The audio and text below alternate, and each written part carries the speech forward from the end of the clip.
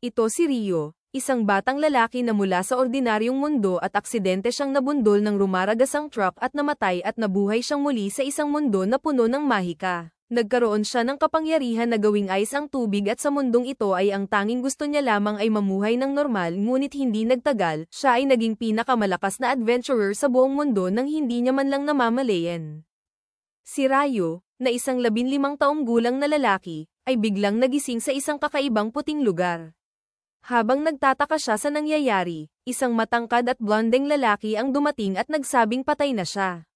Biglang naalala ni Rayo ang pagkasagasa sa kanya ng truck at tinanong ang blondeng lalaki kung siya ba ang Diyos.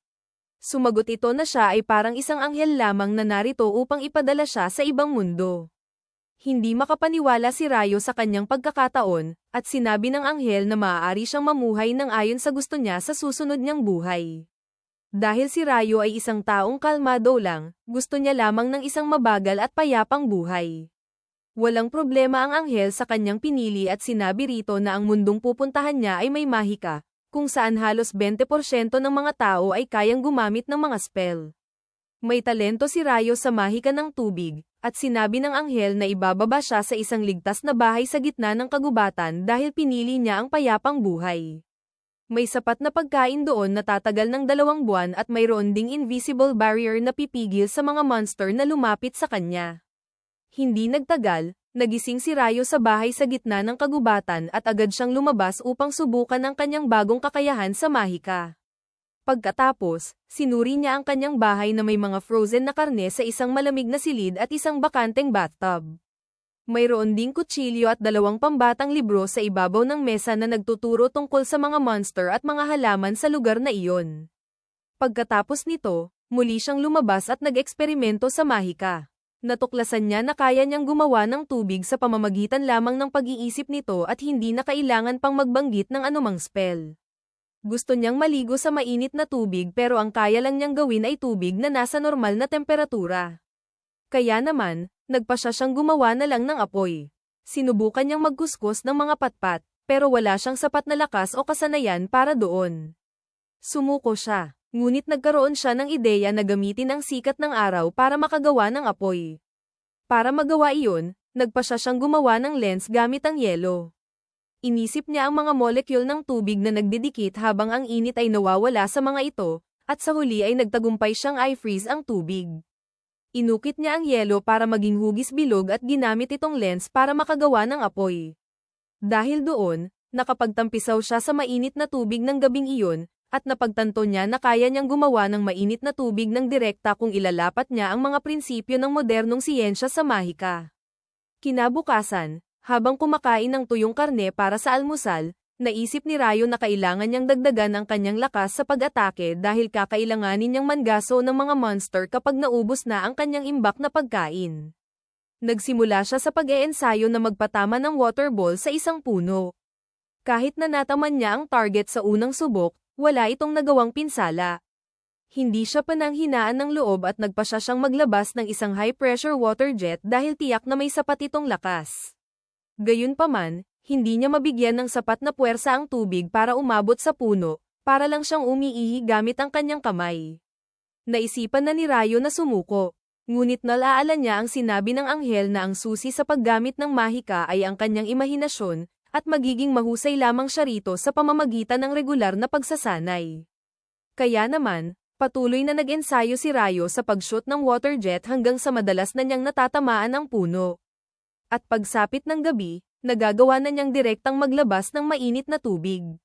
Nang sumunod na araw, sinubukan niyang gumawa ng mga kristal ng yelo mula sa hangin dahil pangarap niyang gamitin ang icicle lance na spell. Ngunit ang pagtira ng icicle ay mas mahirap pa kaysa sa pagtira ng tubig. Pero patuloy na nag-ensayo si Rayo kasama ang iba pang mga estilo ng kanyang water magic.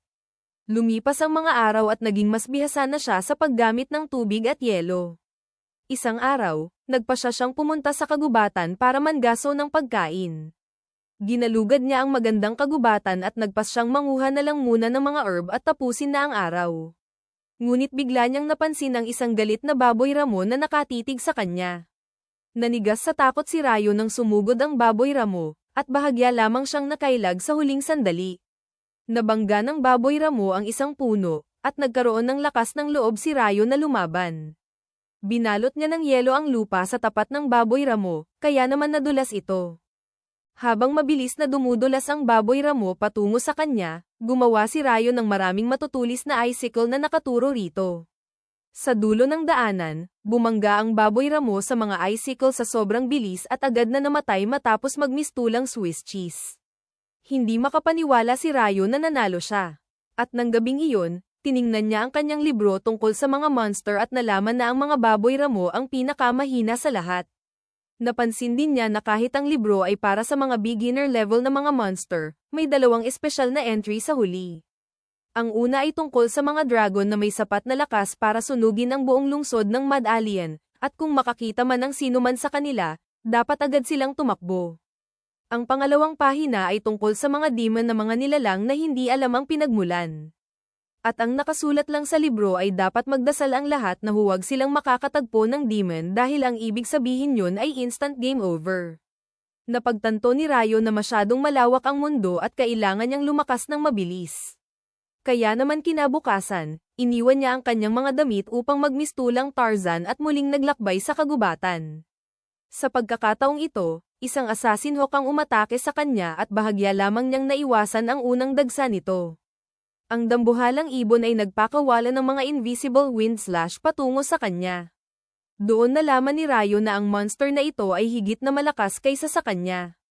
Tumakbo siya palayo habang gumagawa ng mga harang na yelo sa kanyang likuran para harangan ang mga wind slash at pagkatapos ay nagpakawala ng mga water jet sa ibon.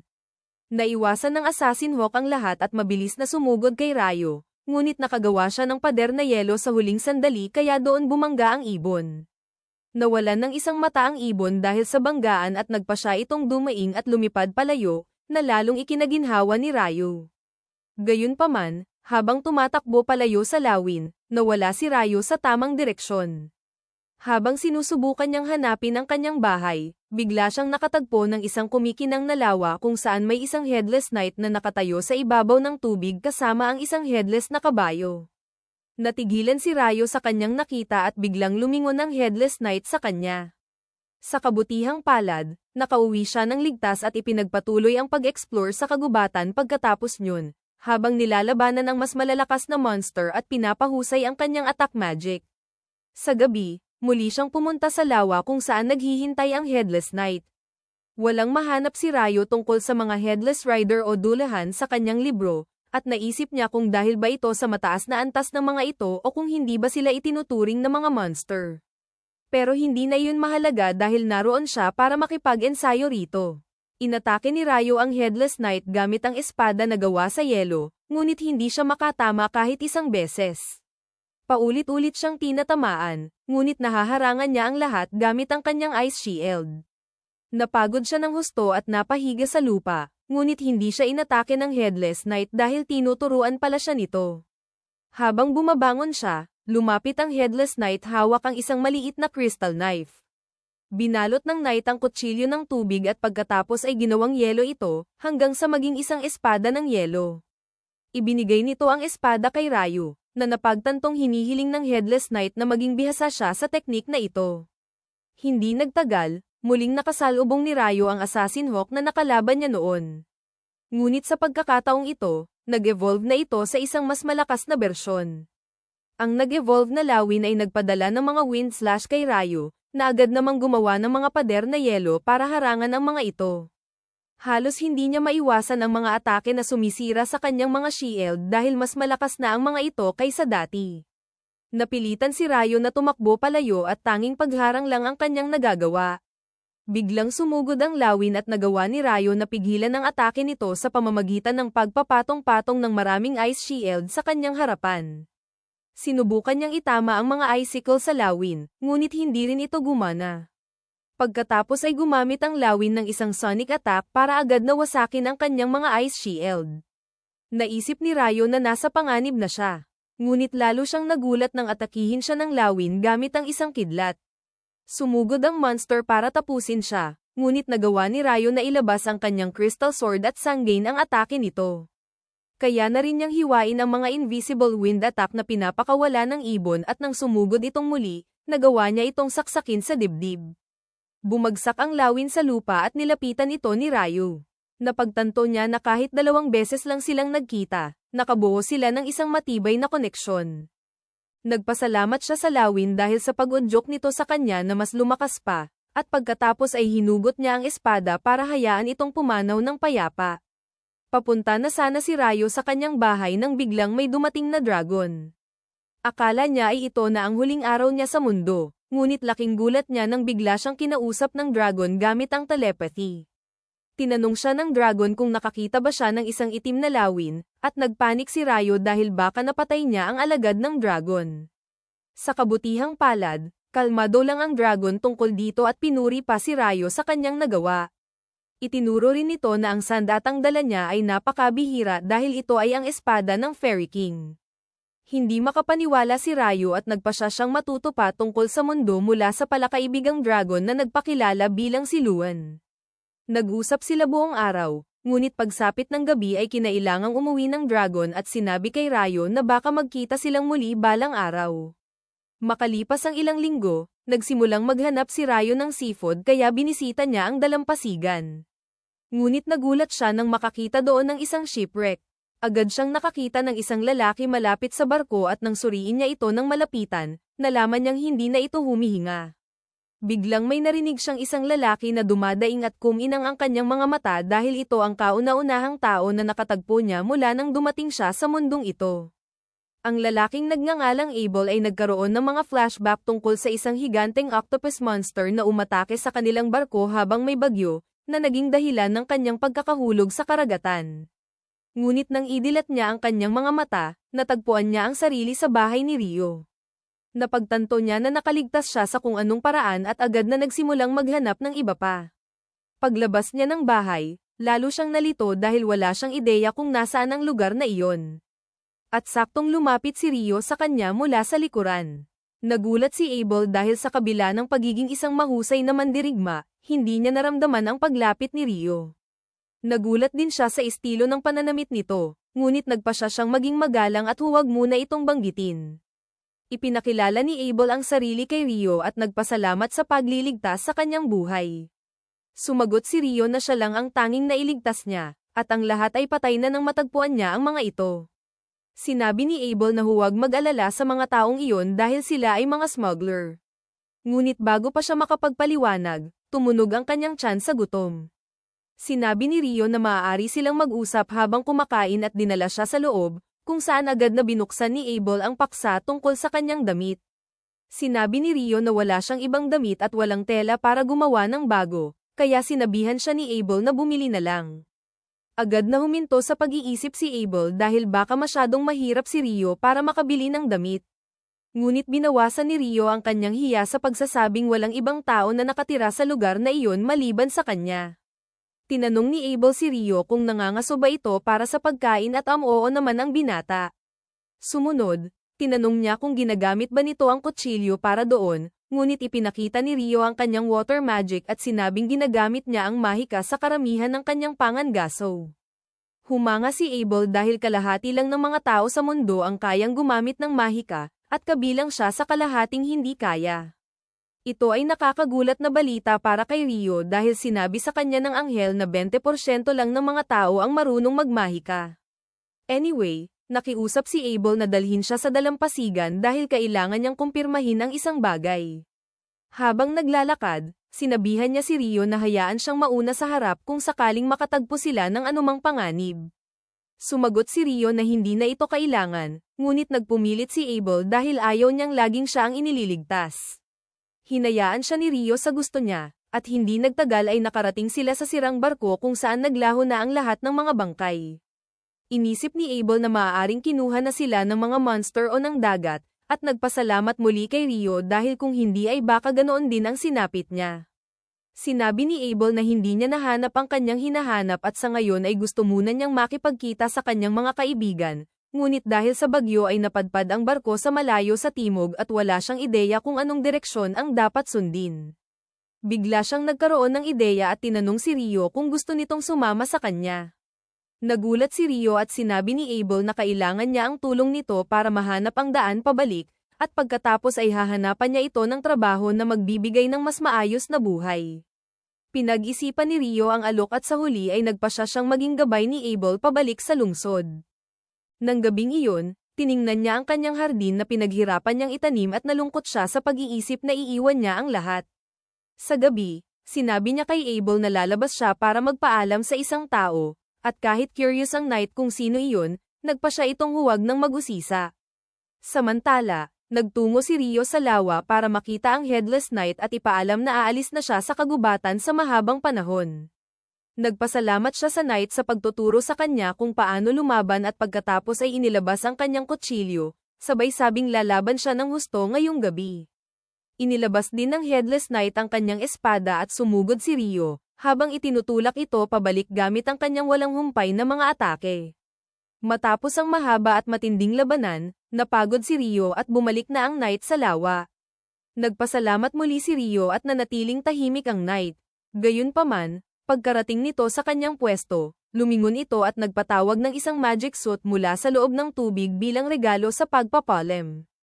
Naging sentimental si Rio sa pagtanggap ng suit at muling nagpasalamat bago umuwi. Kinaumagahan, naghanda na sina Rio at Abel para sa kanilang paglalakbay. Nakaramdam si Rio ng pangungulila sa pag-alis sa lugar na tinirhan niya ng matagal. Hindi nagtagal ay nakatagpo sila ng isang baboy ramo sa kagubatan at nakiusap si Abel na hayaan siyang humawak nito. Sumugod siya patungo sa baboy ramo gamit ang kanyang espada at gumamit ng combat skill para paslangin ang kawawang hayop. Namangha si Rio at nagtanong kung ano ang mga combat skill, at ipinaliwanag ni Abel na ang mga taong lumalaban gamit ang sandata ay gumagamit ng mga ganitong kasanayan. Nagcamp sila sa isang guwang na puno sa gabi at kinabukasan ay ipinagpatuloy ang paglalakbay. Nakatagpo sila ng mga lizard men sa isang latian at nagpasya si Abel na ibahin ang ruta kaysa makasagupa ang mga ito dahil medyo malakas ang mga ito. Gayunpaman, naramdaman ni Rio na sinusundan sila ng mga lizard men kahit nag-iba na sila ng landas, kaya naghanda si Abel na lumaban. Sinabi ni Rio na masyado silang marami at gagamit din siya ng mahika. Akala ni Abel ay hindi makakalaban si Rio nang wala ang kanyang staff, ngunit nagulat siya nang mabilis na tinalo ni Rio ang 4 na lizard men gamit ang kanyang mga icicle lance. Matapos ang laban, tinanong ni Abel si Rio tungkol sa spell na ginamit nito. Sumagot si Rio na ito ay karaniwang icicle lance lamang. Ngunit sinabi ni Abel na ang kanyang mga wind mage na kaibigan ay isa-isa lang kung magpakawala ng atake kapag gumagamit ng mahika, pero si Rio ay nakapagpalabas ng 4 na icicle lance ng sabay-sabay. Sinabi ni Rio sa kanya na maaaring problema iyon ng wind magic dahil normal lamang ang ganoon para sa water magic. Nagpasya si Abel na huwag na itong masyadong isipin at sinabing dapat na nilang ituloy ang kanilang paglalakbay. Ngunit bago iyon, gumawa si Rio ng 2 baso gamit ang yelo at nagpatawag ng tubig sa loob nito. Napansin ni Abel na gumamit siya ng ibang incantation sa pagkakataong ito at idinalahiran na lamang ito ni Rio sa pagsasabing baka mali lang ang narinig nito noong huli. Pagkatapos nito, binigyan ni Abel si Rio ng isang barya at tuwang-tuwa na sinabi ng binata na ito ang unang pagkakataon na nakakita siya ng pera. Natulala si Abel dahil akala niya ay mahirap lang si Rio, pero hindi niya inakalang ganito pala kalala. Sinimulan niyang ikwento kay Rio na may 3 pangunahing bansa sa Central Plains, ang Kingdom of Knightley, ang Dabuti Empire, at ang Handalo Federation. Nilate naman ni Rio ang Dabuti Empire dahil hindi niya gusto ang pangalan nito. Habang patuloy siya sa pagsasalita tungkol sa Handal na pangalan, nakarating sila sa isang malawak na kapatagan. Bigla silang nakakita ng isang bato sa malapit na gumagalaw ng kusa, at agad itong hinati ni Abel sa 2. Naglagay din si Rio ng water shield para harangan ang mga batong mabilis na tumatama sa kanila, at napagtanto ni Abel na pumasok pala sila sa pugad ng mga rock golem. Nagtanong si Rio kung hindi ba dapat ay mukhang tao ang mga golem, ngunit minabuti ni Abel na talunin muna ang mga ito bago sagutin ang tanong. Sumugod siya sa pinakamalapit na golem at binutasan ito, ngunit agad na hinilom ng golem ang sugat at nagsimulang umatake. Umatras si Abel at sinabing hindi magiging epektibo ang kanilang mga atake sa mga golem. Ngunit nagkaroon ng ideya si Rio. Gumawa siya ng isang malaking ice cube sa hangin at ibinagsak ito sa ibabaw ng mga golem para mapitpit ang mga ito. Nagulat si Abel dahil hindi pa siya nakakakita ng ganoong klaseng spell, ngunit ginamit ito ni Rio ng ilang beses pa para talunin ang mga natitirang golem. Pagkatapos, nakakita sila ng isang espesyal na rock golem na may malaking magic stone, at sinabi ni Abel na maibebenta ito sa mataas na halaga. Sinabi ni Rio na gusto rin sana niyang makuha ang magic stone mula sa ibang mga golem, kaya lang ay nakabaon ang mga ito sa ilalim ng yelo at tinatamad siyang tunawin ang lahat ng iyon. Ipinagpatuloy nila ang kanilang paglalakbay at hindi nagtagal ay nakakita sila ng isang dambuhalang croc hippo hybrid. Sinabi ni Abel na iyon ay isang behemoth, isang napakabihira at malakas na monster na hindi pa niya nakita kailanman. Nagtanong si Rio kung dapat ba nila itong huntingin, pero sinabi ni Abel na hindi iyon posible. Sakto namang may dumating na mga wyvern doon, at na-excite si Rio dahil makakakita na sila ng labanan sa pagitan ng mga monster. Sinimulan ng mga wyvern na batuhin ang behemoth gamit ang mahika, ngunit umungal lamang ito, dahilan para mawala ang mahika ng mga wyvern at bumagsak ang mga ito sa lupa. Sinabi ni Rio kay Abel na malamang ay gumamit ang higanteng monster ng magic cancellation skill. Maya-maya, habang naghahapunan, tinanong ni Abel si Rio tungkol sa magic cancellation skill dahil narinig niya lang na may ilang bitag sa mga dungeon na nakakagawa niyon. Natuwa si Rio nang marinig ang tungkol sa mga dungeon at sinabi ni Abel na mayroong dungeon sa lungsod ng Lon kung saan sila papunta. Nagalit si Rio dahil hindi ito agad sinabi sa kanya at tinanong kung may iba pa ba itong itinatago. Tinanong naman siya ni Abel kung alam ba niya ang tungkol sa mga dwarf at elf, pero nakiusap si Rio na ibigay sa kanya ang mga detalye. Pagkalipas ng ilang araw, nakarating sila sa isang kabundukan at sinabi ni Rio na makakahanap sila ng pamayanan ng mga tao pagkatapos tawirin ang mga bundok. Tinanong siya ni Abel kung paano siya nakakasiguro at naisip ni Rio kung sasabihin ba niya na nakatagpo siya ng isang dragon na nagkwento sa kanya tungkol sa mundong ito. Sa huli, nagpasya siyang ilihim ito at sinabing ito ay kaalamang higit pa sa pangunawa ng tao. Maya-maya pa ay nakarinig sila ng kakaibang tunog at kapwa sila naghanda sa paglaban. Gayunpaman, nang lumapit ang isang malakas na monster na tinatawag na Griffin mula sa langit, parehong nagpanik sina Rio at Abel. Inatake ng nerbiyos si Abel ngunit agad na solusyonan ni Rio ang sitwasyon sa pamamagitan ng paghahagis ng isang malaking tipak ng karne sa hangin. Ginaya siya ni Abel at kinuha ng Griffin ang 2 piraso sa bibig nito bago lumipad palayo. Nakahinga sila ng maluwag nang mawala ito at sumang-ayon na hindi sila tatagal kung kinalaban nila ang ganoon kalakas na nilalang. Habang nagpapatuloy sa paglalakbay, sinabi ni Abel na wala pang taong nakakita ng mga behemoth o griffin sa nakalipas na 100 taon at ang matataas na bundok marahil ang pumipigil sa mga ito na makarating sa mga pamayanan ng tao. Naalala ni Rio na ang mga wyvern na lumaban sa behemoth ay nanggaling sa hilaga, na ang ibig sabihin ay malapit lang ang kanilang pugad. Tama nga siya dahil nakakita sila ng mga wyvern na kumakain ng isang monster. Gustong lumaban ni Rio, pero sinabi ni Abel na kailangan ng hindi bababa sa 20 bihasang adventurer para makaharap ang mga monster na kasing lakas ng mga wyvern. Sinabi ni Rio sa kanya na hindi nila may iwasang lumaban sa hinaharap at tinanong kung mas mabuti ba kung mapapako sa lupa ang mga wyvern. Sumang-ayon si Abel at sinabing kaya niyang talunin ang isa sa malapitang labanan. Agad na humakbang si Rio, habang binabanggit ang isang mahabang peking spell para lamang magpatawag ng 4 na icicle na tumusok sa mga pakpak ng mga wyvern. Ginamit ni Abel ang pagkakataong ito para paslangin ang mga ito. Ngunit may 2 pang wyvern na dumating. Pinako sila ni Rio gamit ang mga icicle, pero sa pagkakataong ito ay hindi na siya bumigkas ng spell, kaya naman naghinala si Abel. Ganun pa man, tinalo nila ang mga wyvern at kinuha ang kanilang mga magic stone bago ipinagpatuloy ang paglalakbay sa hilaga. Hindi nagtagal ay natawid nila ang kabundukan at nakarating sa mga luntiang burol. Nagulat si Abel na hindi lang sila nakipaglaban sa mga wyvern kundi nakakuha rin sila ng maraming magic stone na malaki ang halaga kapag nakarating sila sa imperyo. Biglang naging mausisa si Rio kung saang bansa sila papunta dahil ayos lang sa kanya kahit saan maliban sa Debi Empire. Sinabi ni Abel na ang Duhi Empire ay mas malayo pa sa hilaga at mukhang naging panatag si Rio nang marinig iyon. Naguluhan si Abel at tinanong si Rio kung may problema ba ito sa imperyo. Sumagot ang binata na wala siyang problema sa bansa o sa mga tao rito, ngunit masyadong nakakahiya ang pangalan nito kaya ayaw niyang may ugnay doon, bagay na kinalituhan ni Abel. Biglang nakakita si Rio ng isang daan sa malayo na tumatakbo mula silangan hanggang kanluran. Napagtanto ni Abel na ang kabundukan na tinawid nila ay hindi ordinaryo. Gayunpaman, nang tanungin siya ni Rio kung ano ang iniisip niya, sumagot lang ito na wala lang iyon at sinabing ang daan na iyon ay magdadala sa kanila sa isang bayan.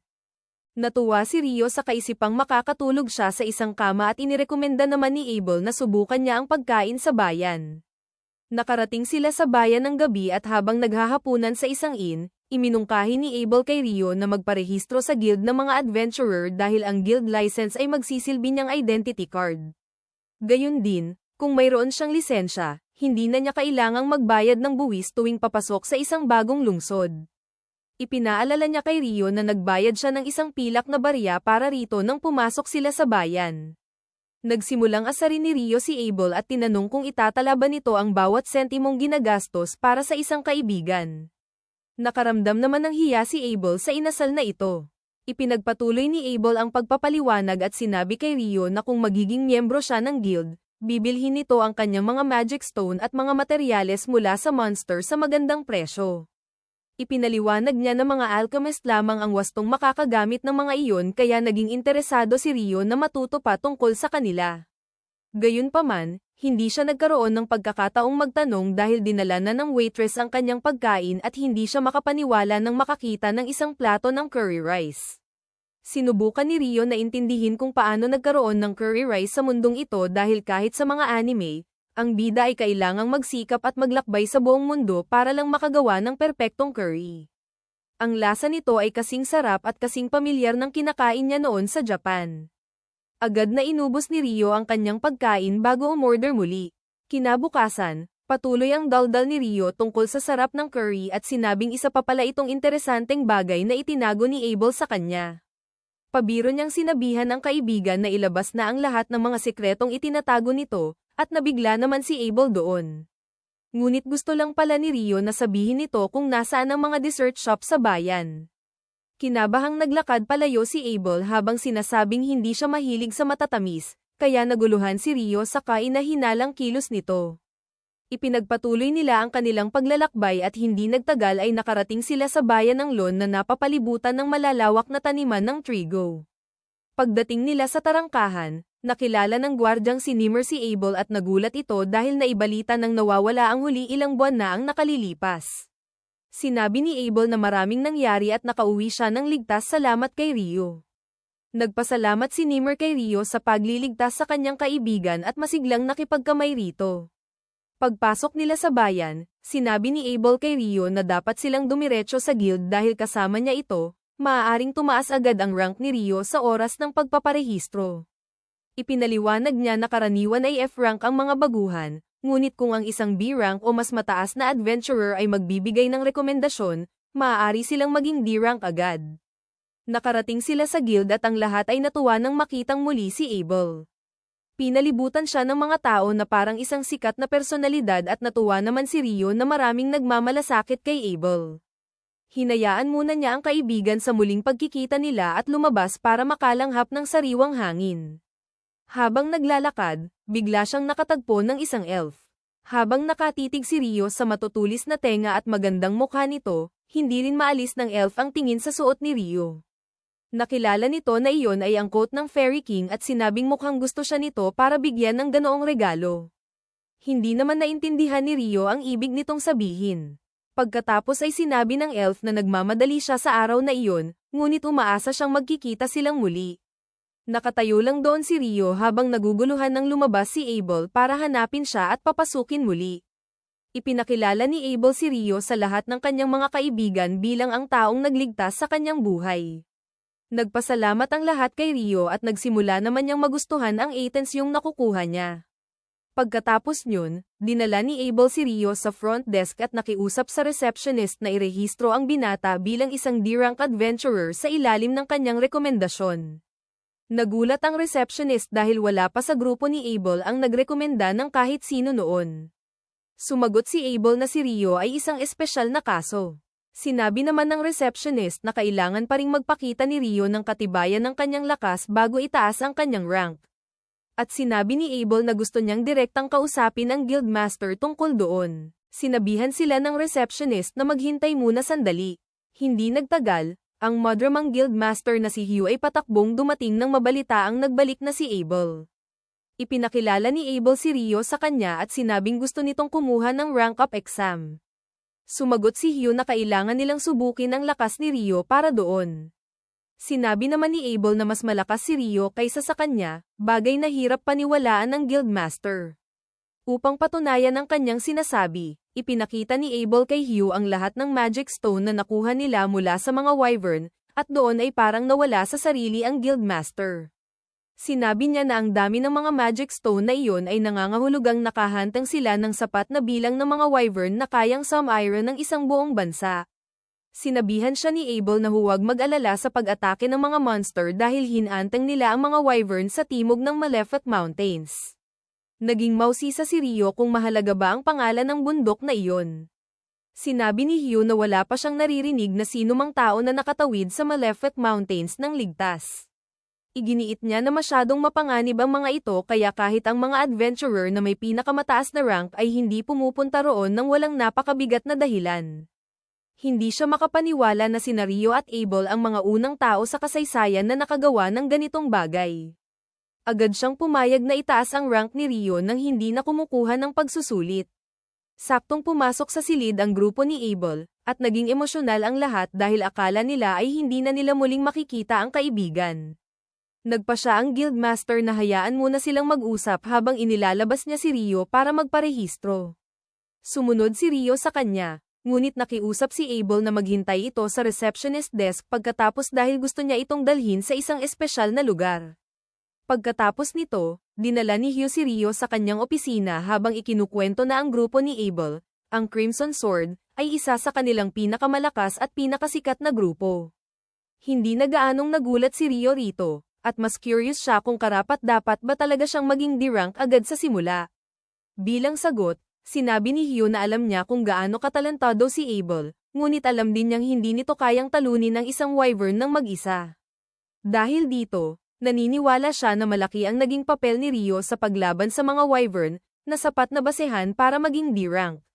Maya-maya ay dumating ang receptionist sa opisina dala ang mga kagamitang kailangan para formal na mairehistro si Rio bilang isang adventurer, at ipinasa ito ni Hugh sa kanya dahil marami pa itong gagawing paperwork. Ang receptionist na si Nena ay nagpakilala muna bago nagsimulang magtanong ng mga pangunahing tanong sa interview. Sinabi niya kay Rio na sa loob ng 300 araw matapos ang pagpaparehistro sa guild, maaari siyang manuluyan sa guild lodgings, ngunit pagkatapos niyon ay kailangan na niyang humanap ng ibang matitirhan. Sunod, sinabi niya ang tungkol sa kurso sa dungeon exploration na inaalok ng guild para sa mga bagong adventurer na tulad niya. Agad na sumagot si Rio na gusto niyang mag-enroll sa kurso. Sinabihan siya ni Nena na pumunta sa meeting hall pagkalipas ng 2 araw sa ganap na 9:00 ng umaga. Nagulat si Rio nang malaman na mayroon silang mga orasan dito. Tumuloy na si Nena sa mismong proseso ng pagpaparehistro at sinabihan si Rio na itapak ang kanyang kamay sa crystal device sa harap niya. Habang inilalagay niya ang kanyang kamay sa kristal, iniskan nito ang kanyang biometrics at in-upload ang data sa metal plate na nasa itaas, na naging kanyang guild card. Binati ni Nena si Rio dahil opisyal na siyang rehistrado sa guild. Pagkatapos niyon, lumabas na sila ng opisina. Hindi nagtagal, ipinasyal ni Abel si Rio sa bayan, habang sinasabing gusto niya itong ibili ng mga damit at staff bilang bayad sa paghatid sa kanya roon. Natuwa si Rio na makatanggap ng mga damit, ngunit curious siya sa staff. Sinabi ni Abel na lahat ng mga magician ay kailangan ng staff, ngunit sumagot si Rio na kaya niyang gumamit ng mahika nang wala ang anumang kagamitan. Idinagdag pa niya na gumagamit din siya ng espada kapag kailangang makipaglaban ng malapitan, kaya hindi rin masyadong makakatulong sa kanya ang staff. Nagulat si Abel nang marinig ito, at mas lalo siyang namangha nang sabihin ni Rio na ang maliit na kutsilyong dala niya ay ang kanya palang espada. Ano man ang mangyari, sinabi ni Rio sa kanya na may kailangan siya na mas mahalaga pa kaysa sa damit o staff, at iyon ay ang impormasyon tungkol sa mga pangunahing bagay sa mundong ito.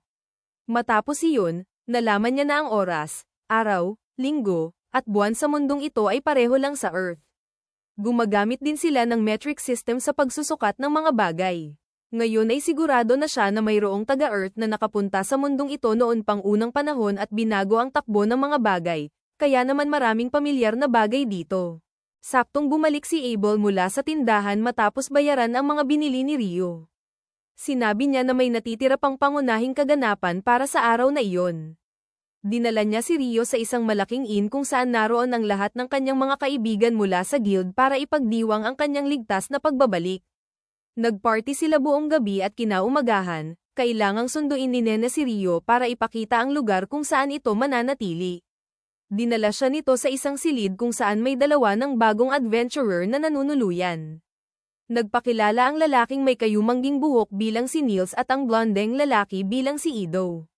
Malugod nila siyang tinanggap sa kanilang silid at nang makaalis na si Nena, nagsimulang magsalita si Niels tungkol sa pagkagusto niya rito. Sinabihan siya ni Ido na huminto sa pangangarap sa mga babaeng hindi niya maaabot. Pagkatapos ay nakipag-usap ito kay Rio tungkol sa kalagayan sa guild lodging. Biglang bumalik si Nena sa silid kasama ang isa pang bagong rehistradong adventurer na kinakabahang nagpakilala bilang si Amon, at hindi nagtagal ay naging magkakaibigan ang apat na binata.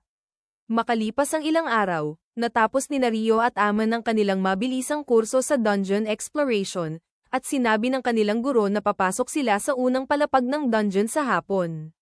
Kitang-kita ang kaba kay Amon tungkol sa pagpasok sa dungeon, ngunit sinabihan siya ni Rio na mag-relax lang dahil kung magpapaapekto siya sa kaba ngayon, mapapagod lang siya pagdating nila roon.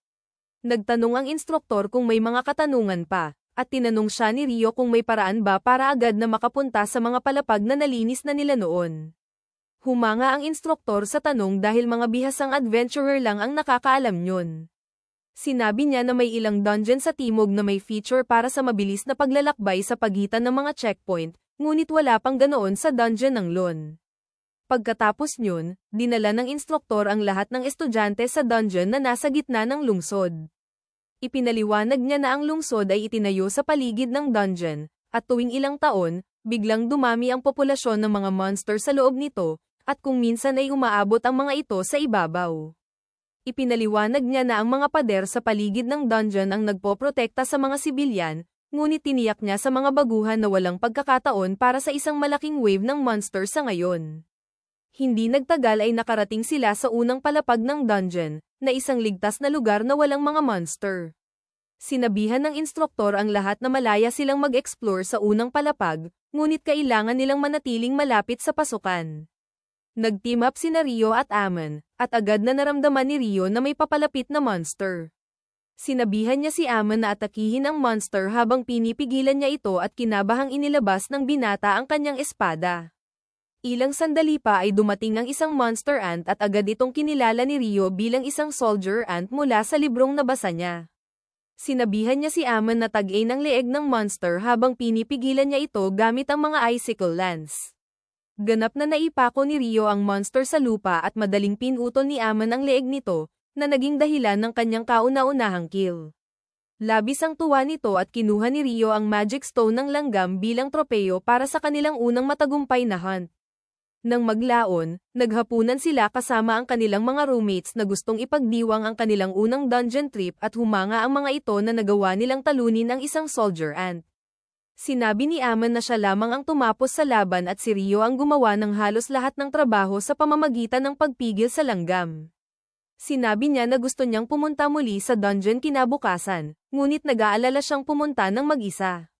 Nag-alok si Rio na sumama dahil gusto rin niyang mag-explore pa ng kaunti sa dungeon dahil nababahala siya sa pagkakahanap ng monster sa unang palapag gayong sinabi ng instruktor na wala dapat monster doon. Idinagdag ni Ido na narinig din niya ang tungkol sa mga soldier ant na umaabot sa ikalawa at unang palapag kamakailan at naguluhan ang mga binata sa dahilan nito. Saktong dumating si Abel at sinabing ito ay dahil ang mga soldier ant ay kayang maghukay ng daan pataas, at nataranta ang mga binata nang makita ng malapitan ang pinakasikat na adventurer sa bayan. Gayunpaman, naging prangka si Rio gaya ng dati sa kanyang kaibigan at pagkatapos ay nakiusap si Abel sa mga binata na alagaan ang kaibigan dahil kulang ito sa common sense. Biglang tumayo si Niels at nagpakilala kay Abel sabay sabing ito ang kanyang idolo at gusto niyang maging sikat na adventurer balang araw. Nakiusap siyang makipagkamay at pumayag naman si Abel habang pinapayuhan siyang magsikap ngunit siguruhing ang kaligtasan ang laging prioridad. Tinanong ni Rio si Abel kung ano ang ginagawa nito doon nang ganoon kagabi at sumagot ito na kapabalik lang niya mula sa kanyang misyon. Saktong dumating ang kanyang grupo at galit ang mga babae dahil pumunta siya doon sa halip na mag-report sa Guildmaster. Sinabi niya sa kanila na ginagabayan lang niya ang ilang mga nagsisimula na nangangailangan ng tulong, ngunit sinabihan ni Lynn si Warren na ilayo na ito. Binuhat ng malaking lalaki si Abel sa kanyang likuran habang sumisigaw ito na parang bata. Pagkatapos ay nagsimulang tumitig si Lynn kay Rio nang may halong selos. Kinabahan ang binata at tinanong kung ano ang gusto nito. Ngunit sinabihan siya ng priestess na si Leia na tumigil na bago humingi ng paumanhin kay Rio sa istorbo. Habang papaalis sila, nagsimulang humanga sina Ido at Neil sa kanila. Ngunit hindi maintindihan ni Rio kung ano ang nakakabilib sa grupong iyon.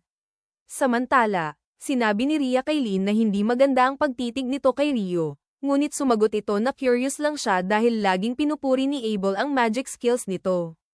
Inamin ni Ria na curious din siya. Ngunit sinabi ni Abel sa kanila na malapit na nilang makita ang tunay na kakayahan ni Rio. Kinabukasan, muling pumunta sina Rio at Amon sa dungeon, at sa pagkakataong ito ay hinarap nila ang ilang mga monster dog habang pinipigilan ni Rio ang mga ito gamit ang mga icicle lance. Napatunayan din ni Amon na isa siyang mahusay na swordsman at nakatalo ng ilan sa mga ito. Habang nagpapahinga pagkatapos nyun, napansin ni Rio na ang estilo ng pag-eespada ni Amon ay nagpapaalala sa kanya kay Abel, at ipinaliwanag ng binata na ang kanyang guro ay isang matandang nagngangalang Kira, na natuto ng pag-eespada mula sa isang malaking paaralan sa kabisera. Inakala ni Rio na malamang ay sa parehong paaralan din natuto si Abel at nakikita niya ang potensyal ni Amon na maging napakalakas din. Humanga si Amon sa kaalaman ni Rio sa pag-eespada kahit pa isa itong mage, at sinabi ni Rio na nag-ensayo siya sa isang mentor ngunit nakabuo siya ng sarili niyang estilo. Napansin din niya na ang estilo ni Amon ay mukhang nakakapagod pero napakaligtas naman, at kailangan lang nitong pagsumikapan ang kanyang stamina. Sinabi niya kay Amon na si Abel ay nag-e-ensayo ng kanyang porma tuwing umaga sa simula pa lang ng kanilang paglalakbay, na nagpapatunay na kahit ang mga pinakatalentadong tao ay kailangan pa ring magtrabaho ng husto. Nakaramdam ng motibasyon si Amon at nagpas siyang magsikap para lumakas, kaya naman natuwa si Rio sa kanyang sagot. Nang sumunod na araw, binisita ni Rio ang library at mas malaki ito kaysa sa kanyang inaasahan. Tinanong niya ang librarian kung nasaan ang alchemy section at itinuro nito sa kanya ang lugar kung saan nakatago ang mga libro para sa mga baguhan. Gayunpaman, sa sobrang dami ng pagpipilian ay nalito si Rio, kaya nagpa siya muna siyang magpahinga sa labas. Biglang nagdilim ang buong lungsod dahil sa isang total solar eclipse at tinitigan ito ni Rio nang walang proteksyon sa mata. Pagkaraan ng isang segundo, napansin niyang may kakaiba at ang lahat ng tao sa paligid niya ay naglaho. Nagbago ang atmosfera ng paligid at bigla siyang nakaramdam ng isang atake mula sa kanyang likuran. Mabilis siyang nakapag-react at hinaranggan ng malakas na fire blast gamit ang pader na yelo. Nagtaka siya kung sino ang umatake sa kanya at nakita niya ang isang matapang na demon lady na papalapit sa kanya. Natuwa ang demon na makakita ng isang tao sa loob ng kanyang espasyo at nagpas siyang maglibang sa pamamagitan ng pagtalo rito. Napagtanto ni Rio na isang demon ang kanyang kaharap at sigurado siya na ito ang pinakamalakas na nilalang na nakita niya sa mundong ito. Gusto niyang tumakbo palayo pero naramdaman niyang hindi siya makakatakas sa kakaibang espasyong ito, kaya nagpa siya siyang lumaban. Agad siyang nagpatawag ng 12 ng ice shield bago pa umatake ang demon, kaya naharangan ng malakas na firestorm nito. Biglang binago ng demon ang kanyang atake at nagpakawala ng isang invisible wind bullet na bumasag sa mga shield ni Rio, ngunit naharangan naman ito ng kanyang armor. Hindi maintindihan ng demon kung paano ang isang armor ng tao ay nakasangga sa kanyang atake. Nang tingnan niya itong mabuti, nakita niyang suot ni Rio ang robe ng Fairy King. Napagtanto niya na si Rio ay isang mahusay na mage para magkaroon ng ganoong kagamitan at lakas. Dahil dito, nagpasya siyang gamitin na ang kanyang espada sa halip na mahika. Inilabas din ni Rio ang kanyang ice sword at hinaranggan ang atake nito. Nanatiling depensa ang posisyon ni Rio habang patuloy siyang itinutulak pabalik ng Demon Lady, ngunit mas mabilis ito sa kanya kaya bahagya lamang niyang naiwasan ng isang nakakamatay na tama sa kanyang mukha. Nagpa siya siyang gumanti sa pamamagitan ng pagpapakawalan ng daan-daang icicle lance. Ngunit mabilis na naiwasan ng demon ang lahat ng iyon, hindi napapansin na matatapos na ang solar eclipse habang nag-aaksaya siya ng oras sa pakikipaglaro. Samantala, napansin ni Rio na gumagamit ang demon ng wind magic para pabilisin ang kanyang sarili bago ito tumalon para tapusin ang laban. Nagawa itong harangan ni Rio ng walang gaanong hirap dahil kahit mabilis ang demon, ang mga atake nito ay wala kumpara sa Headless Knight na nagturo sa kanya. Humanga naman ang demon at nagtanong kung sino ba talaga siya para magkaroon ng robe at espada ng Fairy King. Gumawa ito ng fireball para atakihin siya, ngunit agad itong pinigilan ni Rio gamit ang isang icicle lance. Ikinagalit ito ng demon at nagpa siya siyang patayin agad si Rio dahil maaari itong maging panganib sa kanya kung magtatagal pa ang laban. Inatake niya si Rio ng walang awa, ngunit kampanteng nakadepensa ang binata. Nakahanap si Rio ng pagkakataong gumanti, dahilan para mawalan ng balanse ang demon. Hinihintay ni Rio ang sandaling ito at nagpakawala ng sunod-sunod na icicle lance. Gumawa ang demon ng pader na apoy sa kanyang paligid para mapawalang bisa ang mga atake. Ngunit nang tumindi ang mga atake, gumawa na siya ng mga pader na bato para protektahan ang sarili. Binago rin ni Rio ang kanyang estilo at gumamit ng high-pressure water jets para hiwain ang pader at sugatan ang demon. Nagulat ang demon nang masugatan siya, ngunit sa kabutihang palad ay bulag na umaatake si Rio dahil sa usok. Nagpa siya si Rio na tapusin na ang laban, ngunit mabilis na sumugod ang demon para harangan ang kanyang atake. Habang nagbabanggaan sila sa hangin, napansin ni Rio na mabilis na naghihilom ang mga sugat ng demon. Sa sandaling na-distract siya, naitalsik siya ng demon sa isang gusali. Ngunit bago pa ito makapagpakawala ng huling atake para tapusin siya, napansin nito ang mga patak ng tubig na nahuhulog mula sa langit. Nagulat ang demon, ngunit nang damaykit ang isang patak sa kanyang mukha ay napasigaw siya sa sakit dahil mas mainit pa ito sa kumukulong temperatura. Agad niyang binalot ang sarili sa isang rock ball habang hinihintay na tumigil ang kumukulong ulan. Sa pagkakataong iyon, bumaba na si Rio. Biglang naglabas ang demon ng malakas na flame magic na nagpasabog sa lahat ng nasa paligid niya. Naglakad siya patungo kay Rio nang may pananakot, ngunit noon ay malapit nang matapos ang eclipse at unti-unting naglaho ang kanyang espada nang tamaan ng sikat ng araw. Sinabi ng demonist na hindi na nila matatapos ang laban sa pagkakataong ito at sinabihan siya ni Rio na lumayas na. Hindi ito ininda ng demon at ipinakilala ang sarili bilang si Leonor, sabay tanong sa pangalan ni Rio. Sinabi rin ni Rio ang kanyang pangalan, bagaman nilinaw niyang wala na siyang gustong malaman pa tungkol sa isang demon. Nagulat si Leonor na may alam si Rio tungkol sa mga demon, at naisip niya na dapat ay ginawa niya ang lahat para patayin ito sa halip na mag-enjoy sa kanilang laban. Sinabi niya kay Rio na maglalaban silang muli sa hinaharap, ngunit posibleng makatagpo ang binata ng ibang demon bago mangyari iyon. Banilinan niya ito na huwag magpapatay sa iba dahil mas lalo siyang lalakas sa susunod nilang pagkikita para siya mismo ang tumapos dito. Nagulat si Rio sa narinig, ngunit natapos ang eclipse at bumalik ang lahat sa normal nang walang bakas ng naganap na labanan. Pakiramdam ni Rio ay napakakakaiba ng nangyari kaya nagpa siya siyang bumili ng mga libro at magpahinga. Una siyang nagtungo sa bangko para mag-withdraw ng perang nakuha sa pagbebenta ng mga Wyvern Magic Stone at dumaan sa kanyang dormitoryo para makipagkita sa kanyang mga kaibigan. Napansin niyang wala ang mga ito doon. Ngunit paalis na sana siya nang makita niyang binubuli ang mga ito ng ibang mga adventurer. Tinawag ni Nils at Ido na duwag ang mga bully dahil tinambangan sila ng mga ito habang sila ay may sugat. Ngunit sinabi ng pinuno ng mga bully na si Dan na maaari rin nilang sabihin iyon kapag tinambangan sila ng mga monster sa dungeon at namatay sila. Biglang nawala ng malay ang mga kasama ni Dan dahil tinayra sila ni Rio mula sa likuran.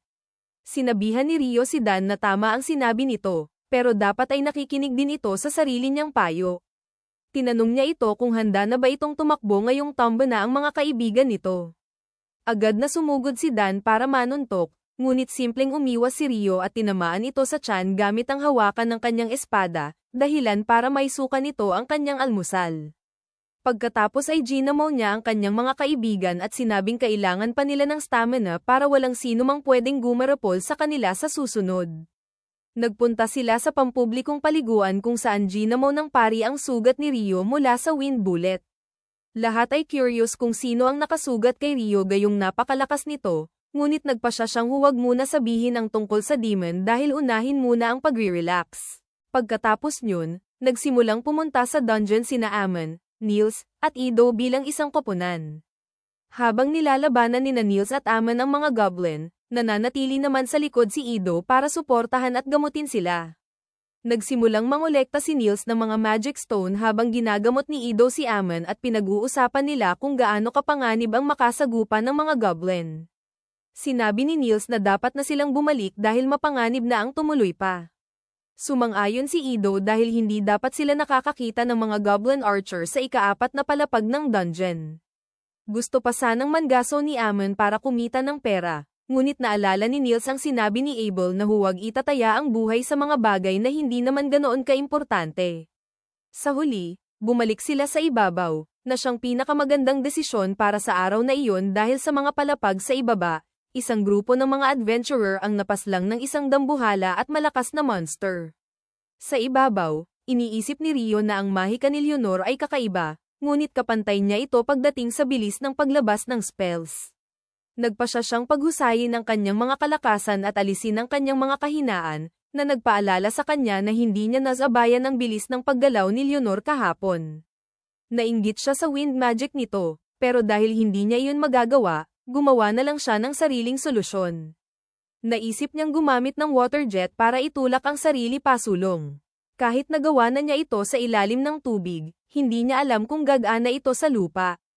Gumawa muna siya ng isang nagyayelong platform sa kanyang harap at gumamit ng daan-daang maliliit na water jet para itulak siya pasulong. Gayunpaman, naging kasing bagal lang siya ng isang matanda sa pagtawid.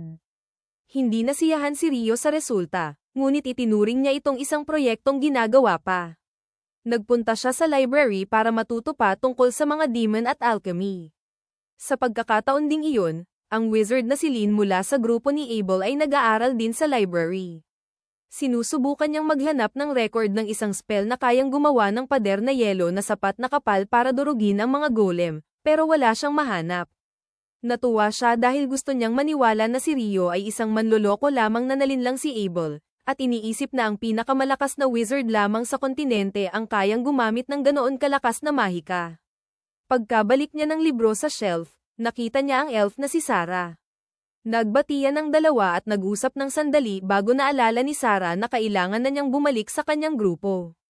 Sa kabilang dako, bumalik sa guild sina Amon at ang iba pa, at nagsimulang mabulol si Niels nang makita ang receptionist na si Nena.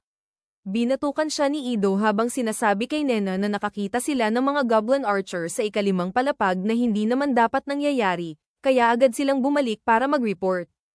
Kinumpirma ni Nena ang mga magic stone at nagmadaling ipaalam sa guildmaster ang insidente habang nagpapasalamat sa mga binata para sa mahalagang impormasyon. Hindi natuwa si Hugh nang malaman na may mga goblin sa ika-5 palapag gayong ang mga ito ay mga monster na dapat ay nasa ibaba pa ng ika-10 palapag. Inisip niya na binalaan na sila ng isang mas malaking problema at inutusan si Nena na tawagin agad ang lahat ng mga grupong may B-rank pataas. Sinabi ni Nina sa kanya na mayroon lamang 2 high-rank party sa lungsod sa ngayon, kabilang ang Crimson Sword ni Abel at ang White Brigade. Hindi nagtagal, nagtungo sina Abel at ang kanyang grupo sa opisina ni Hugh, at hindi siya masaya na kailangan niyang makatrabaho ang White Brigade sa misyong ito dahil hindi niya gusto ang pinuno nito. Sinabihan siya ng mga babae na huwag maging duwag, at kahit papaano ay kumalma siya bago pumasok sa opisina. Naroon na si Phelps, ang pinuno ng White Brigade, at nahirapan si Abel na huwag magpakita ng pagkainis nang makita ito.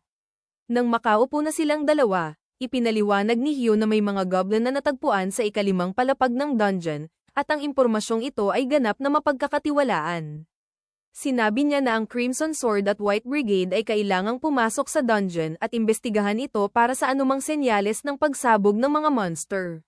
Sinabi niya na ang huling outbreak ay nangyari 10 taon na ang nakakaraan at kahit medyo maaga pa, may pagkakataon na may paparating na namang isa. Nag-alok siya sa kanila ng paunang bayad na 100 gintong barya at karagdagang 200 gintong barya kapag natapos na ang misyon. Ngunit nagtanong si Abel kung investigasyon lang ba ang dapat nilang gawin. Kinumpirma ito ni Hugh, at nagtanong si Phelps kung ano ang dapat nilang gawin kung nagsimula na ang outbreak. Sumagot ang guildmaster na dapat silang bumalik agad sa ibabaw dahil isasara nila ang mga pader sa paligid ng dungeon at hihingi ng tulong sa mga knight para harapin ang mga monster. Sinabi niya na naipaalam na niya ito sa Panginoon at sa punong himpilan ng mga knight dahil kung isang ang monster outbreak ito, kailangan nilang maging handa. Tinanong niya ang dalawang grupo kung tatanggapin nila ang misyon at agad silang sumang-ayon. Kinabukasan, naghanda na si Rio para bisitahin ang Northern Library sa oras na nagising ang kanyang mga roommates. Sinabi niya sa kanila na nagpaplano siyang mag-aral pa tungkol sa alchemy at narinig niyang ang Northern Library ay may mga libro tungkol sa mas advanced na mga paksa. Sinabi ni Ido na tama ang narinig nito at ang mga adventurer na may rank na di pataas ay maaaring pumasok sa Northern Library. Idinagdag ni Aman na may narinig siyang mga chismis na may mga ipinagbabawal na libro ring nakatago roon. Tuwang-tuwa si Rio nang marinig ito, ngunit sinabi ni Ido na kailangang maging B-rank adventurer man lang para mabasa ang mga librong iyon. Binati siya ng mga binata para sa kanyang paghahanap ng kaalaman habang naghahanda naman sila para sa isa pang round ng dungeon raid. Nakarating si Rio sa Northern Library at agad niyang nagustuhan ang pakiramdam ng lugar na iyon. Nagsimula siyang tumingin-tingin para hanapin ang mga librong kailangan niya at naisip na kung magtatanong siya tungkol sa mga demon, tiyak na matatakot ang mga tao. Gayunpaman, habang umaakyat siya sa hagdan patungo sa unang palapag, nakita niya ang elf na si Sarah, at agad siyang nabighani rito. Sa kabilang dako, narating na ni Hugh at ng dalawang high-rank party ang mga pinto ng dungeon. Noong bubuksan na nila ang pinto, pinigilan ni Abel si Hugh dahil nararamdaman niyang may mali. Pinakiusapan niya si Lin na gamitin ang wind magic nito para ice-can ang unang palapag, at agad itong nakakita ng daan-daang monster na naghihintay sa tapat mismo ng pinto. Nagpanik ang lahat dahil sapat na itong patunay na nagsimula na ang malaking monster outbreak. Nag-utos si Hugh na umatras ang lahat at makipag-ugnayan sa mga knight at sa guild. Sa guild, nakita ni Nils at ng iba pa ang anunsyo na isinara na ang dungeon at inakala nilang dahil ito sa mga goblin archer na nahanap nila. Biglang may isang lalaking dumating para ipahayag na nagsimula na ang monster outbreak at lahat ng mga adventurer ay dapat pumunta sa mga pader sa paligid ng dungeon para pigilan ang mga monster. Sa kabilang panig, nagtititigan sina Rio at Sarah habang nangyayari ang lahat ng ito. Sinabi sa wakas ng elf na nagkita silang muli. Nagpakilala sila sa isa't isa at tinanong ni Sarah kung may hinahanap siyang espesyal. Muntik nang masabi ni Rio na naghahanap siya tungkol sa mga demon, ngunit binago niya ang sagot at sinabing gusto niyang matuto ng alchemy para makagawa ng mga golem. Humanga si Sarah sa ambisyon nito dahil hindi madali ang paggawa ng golem. Sinabi niya na walang mga libro na partikular na tumatalakay doon, ngunit pinasunod niya si Rio dahil alam niya kung aling mga libro ang pinakamakatutulong sa kanya dahil kabisado niya ang library na iyon. Nagsimula silang mag-usap tungkol sa mga libro at pagiging adventurer habang naglalakad, at ibinunyag ni Sarah na siya ang tanging miyembro ng isang B-rank adventurer party na tinatawag na Wind. Nabanggit ni Rio na may nagsabi sa kanyang isa lang ang elf sa lungsod, at sinabi ni Sarah na ang mga elf ay hindi karaniwang nakikihalubilo sa mga tao, ngunit sadyang kakaiba lang siya. Sa kabilang banda, ang lahat ng mga adventurer sa lungsod ay nakarating na sa mga pader ng dungeon, at hindi nagtagal ay nabasag ng mga monster ang mabigat na pinto. Nag-utos si Hugh sa lahat na atakihin ang mga ito gamit ang mahika at mga pana, na naging simula ng isang matinding labanan laban sa hukbo ng mga goblin. Dumating din ang mga knight para tumulong, at mukhang kontrolado na ang sitwasyon, ngunit nag-aalala si Hugh dahil mas marami ang mga monster ngayon kaysa noong huling outbreak. Samantala, naubusan ng mga pana ang grupo ni Abel. Ngunit saktong nagdala si Nils ng isang bar ice na puno ng mga pana kasama ang mensahe mula kay Hugh na ang grupo ni Abel ang dapat tumalo sa boss monster. Matapos ang bugso ng mga kalaban, halos lahat ng mga goblin ay napatay na at nag-utos si Hugh kina Abel at Phelps na pangunahan ang kanilang mga grupo sa labanan. Tumalon sila mula sa pader at gumamit sila ng wind magic para pabagalin ang kanilang pagbagsak. Sumugod sila at mabilis na tinapos ang mga natitirang goblin bago makarating sa pinto para hintayin ang boss. Hindi nagtagal, isang goblin general ang lumabas at akala nila ay matatapos na ang lahat kapag napatay nila ito. Gayunpaman, dalawa pang goblin general ang sumunod dito at napagtanto ni Abel na isang goblin king ang kanilang kinakaharap. Sinabi niya na kailangan nilang talunin ang mga Goblin General bago dumating ang Goblin King dahil kung hindi ay magiging masyadong malakas ang mga ito. Nagpasya siya na sila ni Phelps ang kikitil sa tig-isang general habang sina Lin at Leia naman ang bahala sa natitira. Nagsimula ang labanan at nagawang putulin ni Abel ang mga braso ng kanyang kaaway nang bigla niyang makita ang Goblin King sa pasukan at sumigaw sa lahat na damapa. Sa mismong sandaling iyon, isang malakas na wind slash ang lumabas mula sa dungeon, na pumatay sa mga Goblin General sa isang hit lang. Nagulat ang lahat sa lakas at lupit ng Goblin King, ngunit alam ni na Abel at Phelps na sila lang ang tanging makakalaban dito. Nagsama sila para atakihin ang Goblin King, ngunit ang kanilang mga sandata ay hindi tumatagos sa armor nito. Biglang sumugod si Abel ng direkta sa Goblin King, habang ginagamit ang kanyang kakayahan na maging parang multo upang maiwasan ang atake nito. Nakalapit siya rito at ginamit ang kanyang combat skill para itarak sa puso nito, ngunit hindi niya ito tuluyang napatay. Sinubukan siyang atakihin ng Goblin King, ngunit inutusan ni Abel si Lin na tapusin ito habang muli siyang naglalaho. Ang mga wind spear ni Lin ay tumagos sa kanya at tumama sa Goblin King, dahilan para matalo ito. Nakahinga ang lahat ng maluwag dahil sa wakas ay nanalo na sila. Ngunit hindi nila alam na malayo pa ito sa pagtatapos dahil may mas mapanganib pang nilalang sa loob ng dungeon. Nang araw ding iyon, sa pagbabalik ni Rio sa guild, nakita niyang sobra ang sigla ng lahat habang si Hugh naman ay nakabaon sa tambak na papeles. Nagmumukmak ito sa kanyang opisina dahil kailangan niyang magbigay ng ulat sa lokal na lord at sa Knight Commander tungkol sa monster outbreak, at pagkatapos ay bayaran ang lahat ng mga adventurer na lumahok sa labanan. Kailangan din niyang suriin ang performance ng bawat isa, magpadala ng mga invoice sa kabisera para makakuha ng pondo, at planuhin ang pagkukumpuni ng mga nasirang pasilidad habang ginagawa ang kanyang normal na trabaho. Ang tanging pampalubag loob ay isasara ang dungeon sa loob ng isang buwan, kaya hindi muna niya kailangang alalahanin ang aspetong iyon, ngunit alam ni Hugh na lilikha ito ng panibagong mga problema. Samantala, nalaman ni Rio mula sa kanyang mga kaibigan na nagkaroon ng monster outbreak sa dungeon at nalutas ito salamat sa dalawang namungunang grupo. Iyon ang dahilan ng maligayang kapaligiran at naisip ni Rio na magandang dahilan nga iyon. Nagsimulang purihin ni Niels ang galing ni Abel at ikinwento kung paano ito nakipaglaban sa Goblin King. Idinagdag ni Ido na si Lin ang tumapos sa laban gamit ang Bullet Rain na siyang pinakamataas na antas ng wind magic. Sinabi naman ni Amon na naiwasan ni Abel ang atakeng iyon nang hindi man lang gumagalaw at nagtaka siya kung paano nito nagawa iyon. Saktong dumating si Abel at sinabing ginamit niya ang sword skill na tinatawag na Perfect Shadow na nagpapahintulot sa kanya na maiwasan ang lahat ng ranged attacks.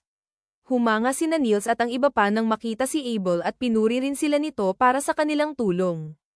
Samantala, patuloy na iniisip ni Rio ang Perfect Shadow skill at sinabing henyo ang sinumang nagpangalan doon. Biglang dumating sina Lin at Leia para hanapin si Abel at sinabing alam nilang kasama nito si Rio. Nakaramdam si Rio ng matinding puot sa likod ng kanilang matatamis na salita, hanggang sa biglang tinanong siya ni Lin kung kaya ba talaga niyang gumawa ng feather na yelo. Kinumpirma niya ito at sinabing ang kanyang limitasyon ay isang cube na may 40 metrong gilid, kaya hindi makapaniwala si Lin sa narinig. Sinabi ni Rio sa kanya na hindi madaling matutunan at maging bihasa rito, ngunit nagawa niya ito sa kung anong paraan. Tinanong siya nito kung isa ba itong original spell, pero hindi man lang alam ni Rio kung ano ang ibig sabihin yun. Sinabi ni Lin na pangunahing kaalaman na ang karamihan sa mga spell ay ginagawa sa pamamagitan ng pagbigkas ng mga incantation, ngunit sinabi ni Rio na naniniwala siyang ang mga incantation ay pansariling kagustuhan lamang. Hindi naintindihan ni Lin ang sinasabi nito. Ngunit bago pa ito makapagtatong muli, sinabi ni Niels kay Rio na lumalamig na ang pagkain kaya agad itong nagtatakbo sa food counter. Naguluhan si Lin at sinabi ni Abel na iniisip ni Rio na ang mga incantation ay ginagamit lang dahil astig itong pakinggan at kaya niyang gumamit ng mahika nang wala ang mga ito, na siyang pinakakakaibang bagay na narinig ni Lin. Hindi nagtagal, naging madalang ang mga trabaho sa guild. Pinapanood lang ni Niels at ng kanyang mga kaibigan ang bakanteng notice board dahil nakuha na ang mga trabaho bago pa sila dumating. Saktong dumating din si Rio doon at nalaman niya kung gaano kahirap ang job market simula ng pansamantalang isara ang dungeon. Tinanong siya ng mga binata kung narito rin ba siya para sa isang quest. Sumagot si Rio na kailangan niyang bumili ng magic copper ore para sa kanyang mga eksperimento sa alchemy. Nagulat sila nang marinig ito dahil ang magic ore ay napakamahal, ngunit alam nilang napakayaman ni Rio kaya wala itong kaso sa kanya. Sa kabilang banda, nahihirapan silang makakuha ng trabaho. Nagpasya si Rio na tulungan ang kanyang mga kaibigan at sinabing kukunin niya sila para sa isang trabaho sa pagmimina ng magic copper ore. Sinabi ni Neil sa kanya na mayroong isang abandonadong minahan malapit sa lungsod at natuwa si Rio na malaman ito. Sinabihan niya ang mga binata na babayaran niya sila ng tig-4 na gintong barya sa pagtanggap pa lang ng trabaho at pagkatapos ay bibilhin niya ang bawat piraso ng copper ore sa halagang 25 gintong barya, ngunit ang tanging kondisyon niya ay dapat silang lahat ay makauwi ng ligtas. Tuwang-tuwa ang mga binata dahil hindi sila kikita ng ganoon kalaking pera sa loob ng isang taon sa pamamagitan ng mga normal na trabaho. Tinanong nila siya kung sigurado ba siyang makakapagbayad ng ganito kalaki at sumagot si Rio na mas mura pa rin ito kaysa sa presyo sa merkado ng magic copper ore. Masaya silang umalis para sa trabaho at bumalik si Rio sa kanyang silid. Ngunit nakarinig siya ng ilang nakababahalang boses mula sa kalye. Nakita niya ang isang grupo ng mga knight na pilit na isinasama ang isang babae at isang adventurer ang sumusubok na pigilan sila. Pinanood ni Rio ang tensyon habang kinakaladkad ng mga knight ang babae at itinulak naman sila ng adventurer para palayain ito. Ikinagalit ito ng isang knight at inilabas nito ang kanyang espada para turuan ng leksyon ang adventurer. Gayunpaman, noong tatagain na niya ito, bigla siyang nadulas at natamba, kahit wala namang dahilan para madulas siya. Tinanong niya ang adventurer kung ano ang ginawa nito, at sumagot ito na baka si John Cena ang nagpatisod sa kanya. Dahil dito ay lalong nagalit ang knight, ngunit muli siyang natamba nang subukan niyang bumangon. Saktong dumating si Phelps at sinabihan ang mga knight na umatras kung ayaw nilang maparusahan. Tinanong nila ito kung bakit naglalakas loob ang isang hamak na adventurer na magsalamita sa kanila ng ganoon, at sinabi ni Phelps na hindi lang siya isang adventurer kundi isa ring noble mula sa pamilyang Heinlein. Napagtanto ng isa sa mga knight na ito ang pamilya kung saan nanggaling ang dating commander ng Royal Knights at ipinahayag ni Phelps na tatay niya ang pinag-uusapan nila. Sinabihan niya silang itigil ang pagpapahiya sa reputasyon ng mga knight at agad silang nagtatakbo palayo. Pinuri ni Phelps ang adventurer sa katapangan nito at nakiusap na ihatid ang babae sa mga kaibigan nito. Nang makaalis na sila, humarap siya sa bintana ni Rio na bumati sa kanya. Ipinakilala ni Phelps ang sarili bilang pinuno ng grupong White Brigade at sinabing nabalitaan niya ang tungkol sa kamanghamanghang mahika ni Rio. Nagpanik si Rio sa pag-aakalang napansin ni Phelps na gumamit siya ng mahika para padulasin ang knight, ngunit sinabi ni Phelps na ang tinutukoy lang niya ay ang mga kwento ni Abel. Habang nagsisimula silang mag-usap, dumating ang secretary ni Phelps para sunduin siya, at ramdam ni Rio na pareho silang napakalakas. Nang maglaon, naghapunan si Rio ng mag-isa at dumating si Abel para tabihan siya. Sinabi ni Abel na bihirang makitang mag-isa si Rio nitong mga nakaraang araw at ganoon din ang sinabi ni Rio tungkol sa kanya. Nagpasya si Abel na sabihin ng isang sikreto kay Rio dahil kailangan niya ang tulong nito. Hindi nagtagal ay nahanap nila ang kanilang sarili sa entertainment district. Doon ay ibinunyag ni Abel na kaibigan niya ang Captain of Knights at nakiusap ito sa kanya na ibalik ang mga pasaway na knight na tumakas para magpakasaya. Naintindihan na ito ni Rio, ngunit bigla siyang nakapansin ng ilang kaina-hinalang adventurer na may mga maskara. Itinuro niya ang mga ito kay Abel at sinabing hindi pa niya nakikita ang mga ito noon, kahit sa welcome party. Sinabi ni Abel na maraming dumarating na mga naglalakbay na adventurer dahil sa dungeon, ngunit sinabi ni Rio na sarado ang dungeon sa ngayon. Napansin din sila ng mga adventurer at agad silang sinubukang akitin sa isang bitag. Kusang sumunod sina Rio at Abel sa kanila, ngunit nang subukan silang tambangan ng mga thugs, agad silang pinatulog ni Rio gamit ang mabibigat na ice stones. Pinulot ni Abel ang isang alchemy tool na nalaglag ng mga ito at gusto sana ito ni Rio, ngunit sinabi ni Abel na malinaw itong ebidensya. Itinali niya ang mga thugs at nalamang sila ay mga siranked adventurer mula sa ibang bansa. Nagpasya si Abel na ipaalam ito sa mga city guard at ipagpatuloy ang kanyang misyon na hanapin ang mga pasaway na knight, nang hindi nalalamang pinupuntirya ng mga ito si Phelps para maghayganti. Gayunpaman, Hindi man lang sila nakagalaw nang balakin nilang atakihin si Phelps dahil panaralisa na sila ng secretary nito gamit ang mga poison needle. Pagkatapos ay gumamit ito ng fire spell, na sumunog sa mga knight ng ganoon katindi kaya wala man lang abong natira. Kinabukasan, isang research team mula sa kabisera ang dumating para pag-aralan ang dungeon matapos ang monster outbreak, at agad na nagkaroon ng sagutan si Hugh at ang kanilang pinunong si Clive dahil sa mga hindi makatwirang hiling nito. Gusto niyang ang lungsod ng Lon ang magbigay ng pagkain at supplies para sa kanyang buong grupo gayong may matinding kakulangan, at gusto rin niyang buksan ang dungeon para sa pananaliksik. Sinabi ni Hugh na kahangalan ng buksan ang dungeon agad matapos ang outbreak, ngunit sinabi ni Clive na mayroon siyang ganap na awtoridad mula sa bagong talagang Minister of Dungeon Exploration. Nagkaroon sila ng deadlock at tila hindi matatapos ang debate. Kaya naman, nagpa siya ang matalinong matandang mage na Mama Jiten. Sinabi niya muna kay Hugh na sa susunod na lang nila asikasuhin ang problema sa pagkain, at sa pagkakataong ito ay maaaring tanggapin sila ng lungsod. Tungkol naman sa pagbubukas ng dungeon, sinabi ni Clive na wala nang magagawa si Hugh, ngunit nagpa siya ang matanda na maglagay ng isang sarili niyang kondisyon. Sinabi niya na kung ang lungsod o ang mga mamamayan nito ay mapapahamak sa pagbubukas ng dungeon, magiging responsibilidad ito ng ministry. Nagalit si Clive sa hiling na ito, ngunit nilinaw ni Hugh na hindi niya bubuksan ang tarangkahan ng dungeon hanggat hindi ito sumasang-ayon. Nakinabang ang matandang mage kay Clive na tanggapin ang kondisyon at sinabing kukuha sila ng ilang mahuhusay na adventurer bilang kanilang mga bantay para sa misyong ito. Sa kabilang dako, binisita ni Rio ang inn kung saan nanunuluyan sina Abel para tignan kung mas masarap ang pagkain doon kaysa sa guild lodgings. Gayunpaman, noong papasok na siya, isang babae ang patakbong lumabas at nakiusap na dalhin siya sa Adventurer Guild dahil mayroon siyang mahalagang mensahe. Gutom na si Rio, pero nagpa siyang tulungan ng babae na naghatid ng sulat kay Abel. Ipinadala ito ng kanyang guro mula sa kabisera, na humihiling na tulungan niya ang research party na ipapadala para galugarin ang dungeon. Hindi sigurado si Abel dahil maraming taon na ang nakalilipas, isang napakalakas na grupo ang pumasok sa dungeon matapos ang isang outbreak at hindi na sila nakabalik.